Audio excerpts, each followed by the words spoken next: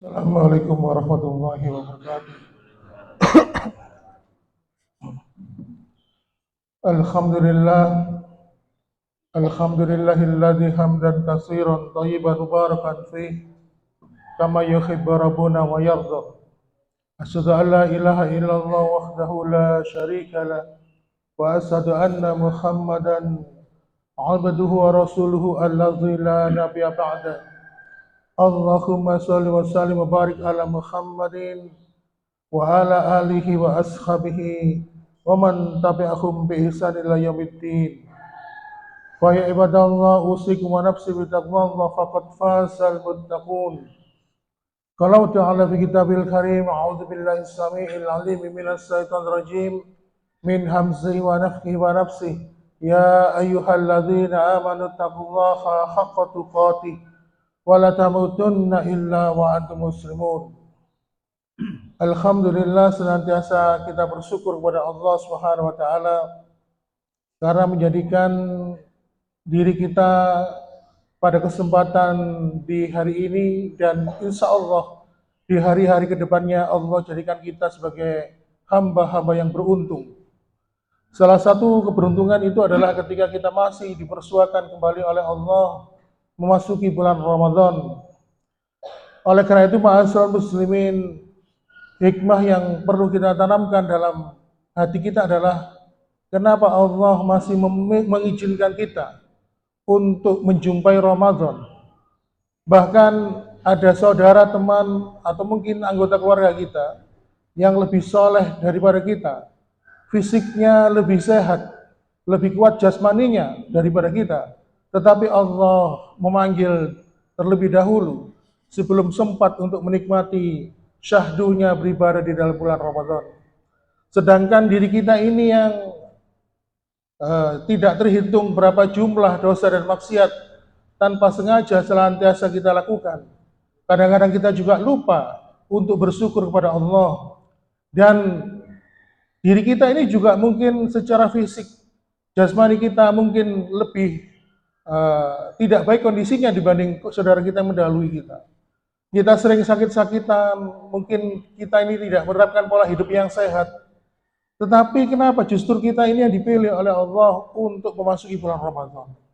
Oleh karena itu, ma'asyiral muslimin, mungkin hikmahnya adalah Allah ingin membimbing kita, ingin menggembleng kita, ingin memberikan hidayah dan petunjuk kepada kita.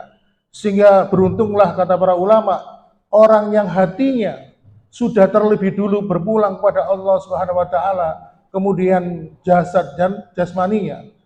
Dan sungguh celaka orang yang sudah duluan kembali kepada Allah, fisiknya, jasadnya, jasmaninya, tetapi hatinya tidak mau berpulang kepada Allah Subhanahu wa taala.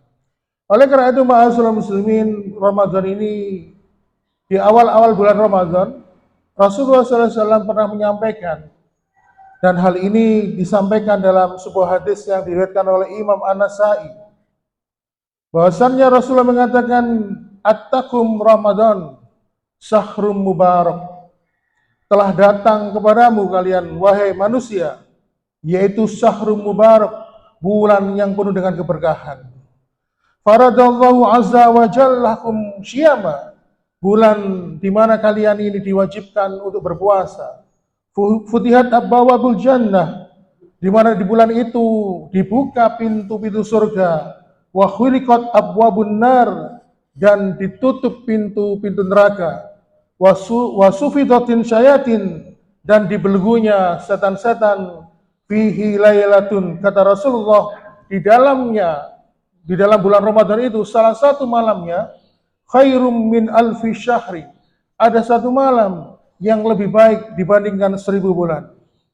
Faman hurima khairuha faqad hurim, maka barang siapa yang diharamkan oleh Allah memperoleh kebaikannya, maka sungguh telah dia diharamkan oleh Allah Subhanahu wa taala. Ujung dari kalimat hadis ini, Rasulullah menyampaikan fama hurima, barang siapa yang diharamkan memperoleh kebaikan Ramadan, maka sungguh telah dia diharamkan untuk mendapatkan keberkahan Ramadan itu. Maka ma'asyiral muslimin, marilah kita senantiasa memohon dan berdoa kepada Allah agar senantiasa kita ini digolongkan ke dalam kelompok-kelompok orang-orang yang tidak dimasukkan oleh Allah dalam golongan manusia-manusia yang diharamkan dari kebaikan dari bulan Ramadan. Sebagai seorang mukmin, maka kita harus mempunyai keseimbangan. Dalam hal ini adalah antara roja dan khauf. Khauf dan roja itu diibaratkan oleh ulama besar Imam Al-Ghazali sebagai dua sayap yang berjalan seimbang. Oleh karena itu, ma'asyiral muslimin, di samping kita ini juga takut kepada Allah, tapi di satu sisi kita juga mempunyai pengharapan kepada Allah Subhanahu wa taala. Kita takut kepada Allah akan balasannya dari perbuatan dosa dan maksiat, dan kita berharap kepada Allah atas segala balasan dari amal-amal ibadah kita yang senantiasa kita haturkan kepada Allah Subhanahu wa taala.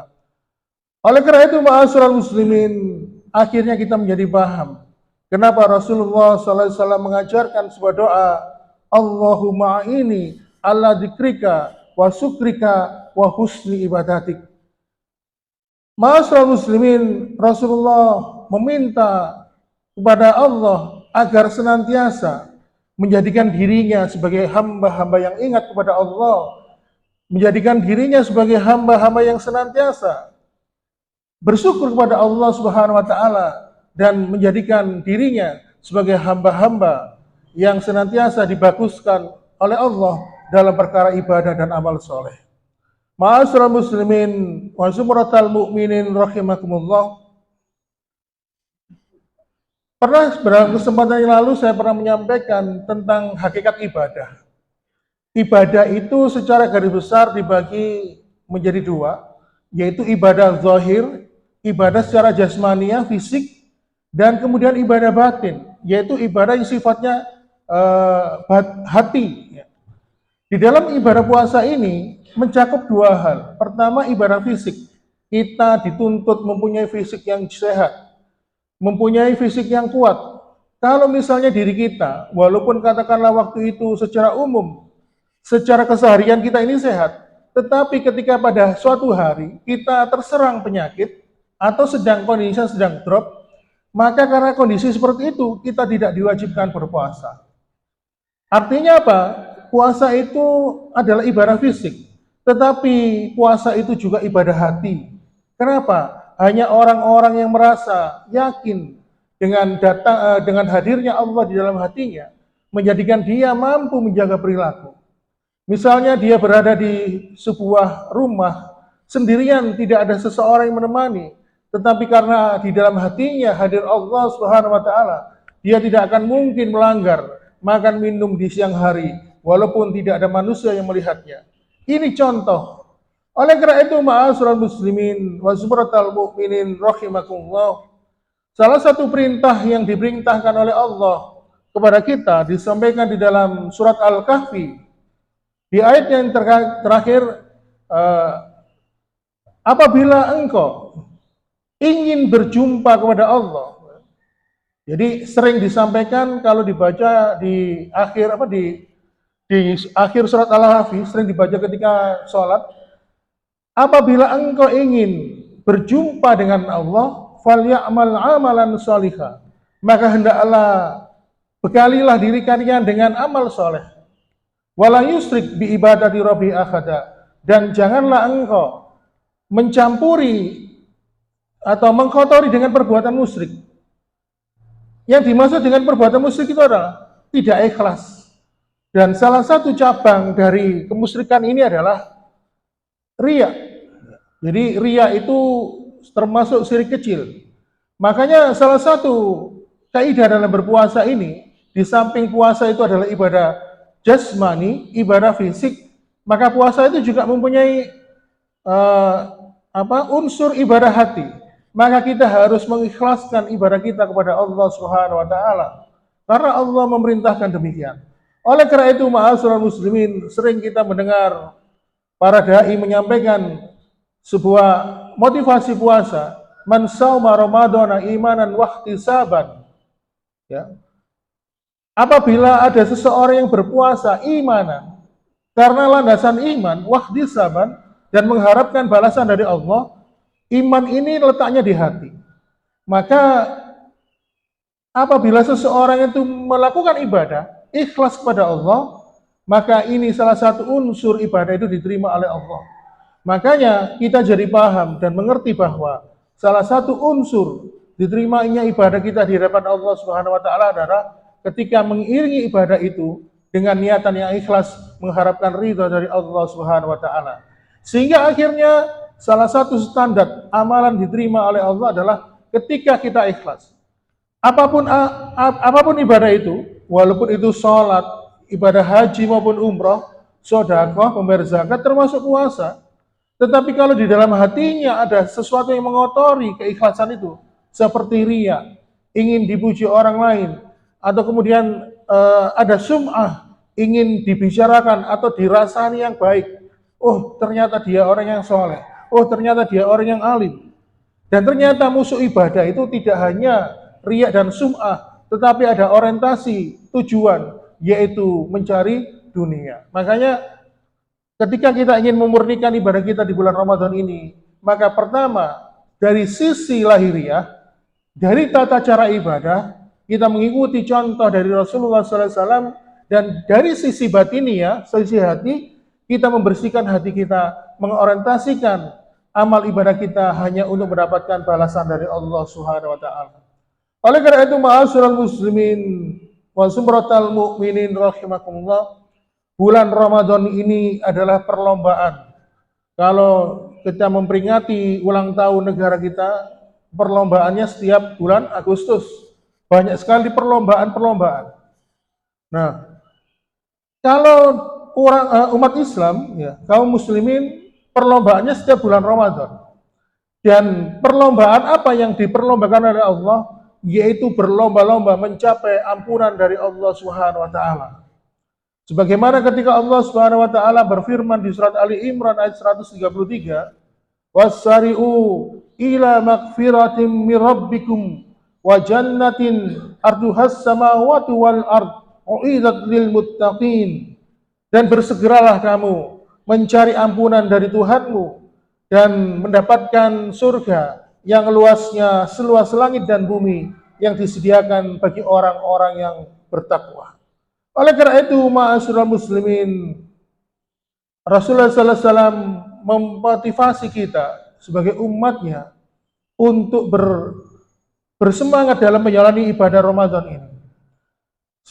Sehingga Rasulullah pun bersabda, "Ma min abdin yasumu'a yauman fis sabilillah illa ba'adallahu lahu bina minan nar sab'ina kharifan."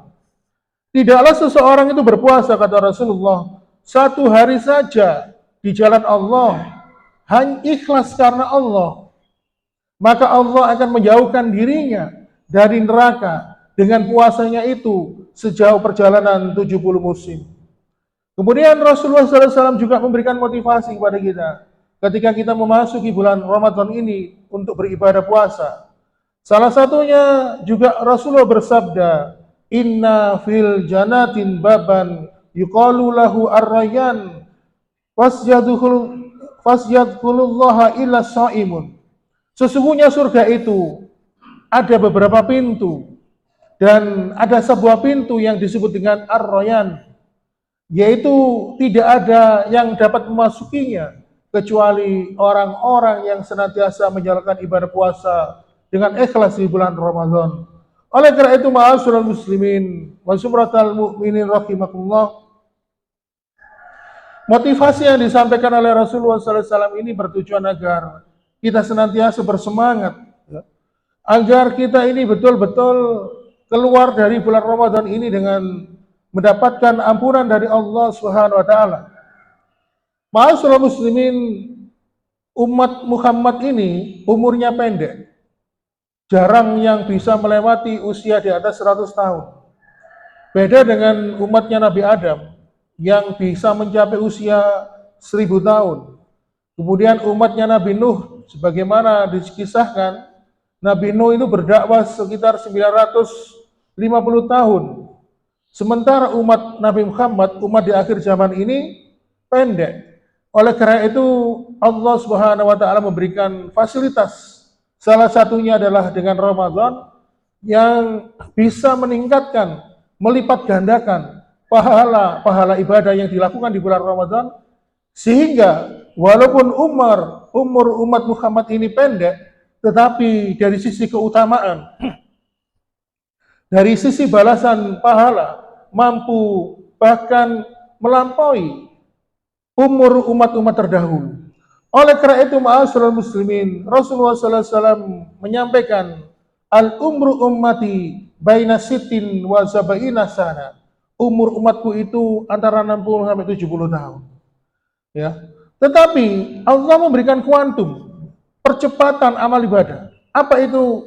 Yaitu dengan Lailatul Qadar. Dengan Lailatul Qadar kita ini mampu mengejar ketertinggalan.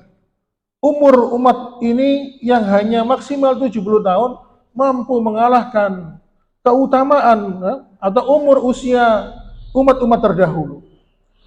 Kalau misalnya kita mendapatkan satu kali pahala ibadah di Lailatul Qadar, maka kita mendapatkan senilai ibadah sebanyak 1000 bulan.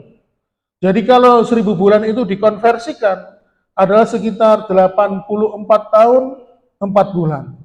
Oleh karena itu, ma'asyiral muslimin, kalau seandainya kita 10 kali mendapatkan Lailatul Qadar, artinya 10 Ramadan, setiap bulan Ramadan itu kita mendapatkan Lailatul Qadar, maka sudah dapat kita hitung berapa nilai keutamaan yang diberikan Allah Subhanahu wa taala.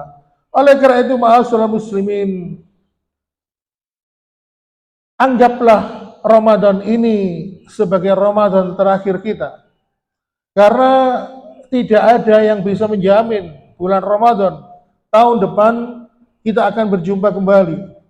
Oleh karena itu, kenapa demikian? Supaya ketika kita menjalani ibadah Ramadan ini penuh dengan kesungguhan tekad menggapai anugerah yang telah Allah berikan kepada kita. Sehingga ketika kita bersungguh-sungguh dalam bulan Ramadan ini, kelak ketika kita nanti keluar dari bulan Ramadan, kita akan diberikan oleh Allah sebuah gelaran, sebuah sebutan sebagai hamba-hamba yang muttaqin, hamba-hamba yang bertakwa di sisi Allah Subhanahu wa taala. Dan perlu diketahui bahwa muttaqin atau gelar takwa itu adalah sebaik-baik gelar yang kata Allah, apabila seorang hamba itu mempunyai gelar takwa, itu adalah gelar yang terbaik di antara para hambanya. Sebagaimana kalau kita sering mengutip surat Al-Hujurat, sesungguhnya seseorang yang berderajat di sisi Allah itu adalah orang yang paling bertakwa di sisinya. Oleh karena itu, ma'asyiral muslimin wa sumratal mu'minin rahimakumullah. Oleh karena itu, Allah yang telah diputihkan dosanya. Jadi ketika Allah sudah memutihkan dosa seorang hamba, sudah menghapus catatan amalan dosanya, berarti dia telah mendapatkan ampunan dari Allah Subhanahu wa taala. Maka inti dari bulan Ramadan awal ini yang kita lakukan, yang kita jalani adalah menjadikan kita ini seperti bayi yang baru lahir, yang bersih dari catatan-catatan buruk. Oleh karena itu, ma'asyiral muslimin, makanya jangan heran Rasulullah SAW mengaminkan doanya malaikat Jibril. Salah satu doa yang diaminkan adalah sungguh celaka bagi orang-orang yang diberikan kesempatan beribadah di bulan Ramadan, tetapi ketika dia keluar dari bulan Ramadan, dia tidak mendapatkan ampunan dari Allah Subhanahu wa taala. Demikian ma'asyiral muslimin, yang singkat ini mudah-mudahan ada manfaatnya. Senantiasa kita memohon kepada Allah agar diberikan hidayah, petunjuk, dan diberikan kekuatan untuk istiqamah menjalankan kewajiban kita kepada Allah sebagai hamba-hambanya. Aqulu qouli hadza wa astaghfiru li wa lakum. Wassalamualaikum warahmatullahi wabarakatuh.